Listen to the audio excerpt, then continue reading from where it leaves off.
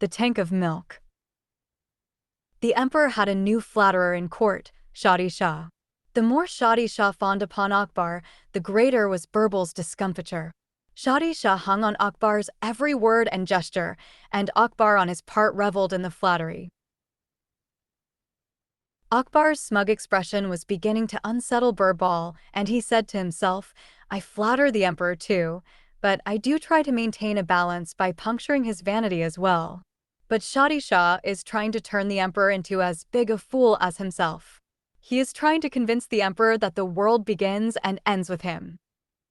No doubt Shadi Shah was a good soldier and hunter, which was why he came to the emperor's notice in the first place.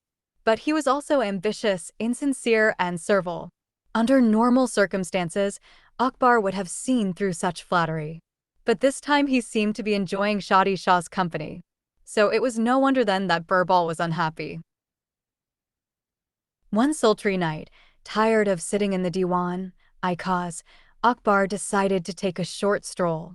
It was completely still outside. Not a leaf stirred. The emperor stopped near the Anup Taleo and asked Shadi Shah, "Why is this tank empty?" Then with a gleam in his eye, he added, "Had it been full of water, we could have bathed and cooled ourselves."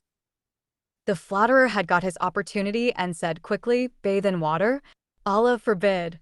His Majesty should bathe in milk. This tank should be filled with milk to make it a bath befitting His Majesty." Birbal suppressed a smile. The vision of the big, strong Akbar splashing around in a tank of milk was funny to say the least. Turning to Shadi Shah, Birbal said, "What an excellent idea, my friend. Why don't you arrange for the tank to be filled with milk?" Shadi Shah was taken aback. But," he spluttered, "how can I?" "It is easily done," Birbal assured Shadi Shah. "Just issue a proclamation asking each resident of Fatepur Sikri to bring a jug of milk and pour it into the tank." Then looking up at the dark, moonless sky thoughtfully, he added, "The tank will be full by dawn. His Majesty can bathe in it after his meditations. But I would like to add that a tank full of water would provide a much more refreshing bath than a tank full of milk." "No one asked for your opinion, Birbal," Shadi Shah said with unmasked irritation. He was annoyed that Birbal had suggested how the tank could be filled with milk. Birbal restrained himself, though he would have happily slapped Shadi Shah for his insolence.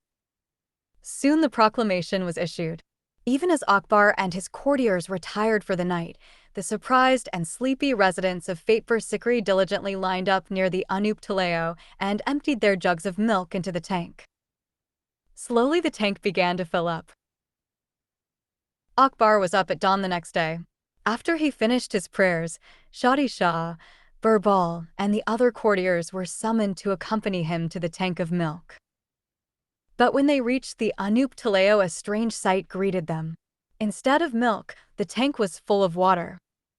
Shadi Shah gaped at the tank in astonishment. But Birbal smiled in satisfaction. What had happened was just what he had expected. Perturbed Akbar turned to Shadi Shah. "Shut your mouth, Shadi Shah, before a fly goes into it." Then noticing that Birbal was smiling, the emperor said, "Birbal, as usual you appear to know something that the rest of us do not. What is it?" Shadi Shah, meanwhile, turned towards the guard who had been on duty at the tank and shouted, "Why is this tank full of water and not milk?" Trembling with fear, the guard stammered, "I don't know, Your Honor. Every man who visited the tank in the night poured in a jugful.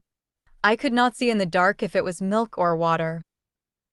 Then Birbal spoke up, "Your Majesty, your subjects took advantage of the darkness. Each of them thought that in the dark no one would notice if he poured in water instead of milk, and that a jug of water in a tank of milk would not make a difference. Since, unfortunately, each of them had the same thought, so all of them poured in water instead of milk. They were not being disrespectful to their emperor, only clever." Akbar was convinced. Laying his hand affectionately on Birbal's shoulder, he said, "But who can be cleverer than you, Birbal? You had known all along that the people would behave this way. And you were right. And, besides, who in his right mind would bathe in milk on such a hot day when cold water would be much more refreshing? Then turning his back on the glowering Shadi Shah, Akbar continued, I need you, Birbal. I need you to check me when I start talking or listening to nonsense. I hereby appoint you Minister of Common Sense.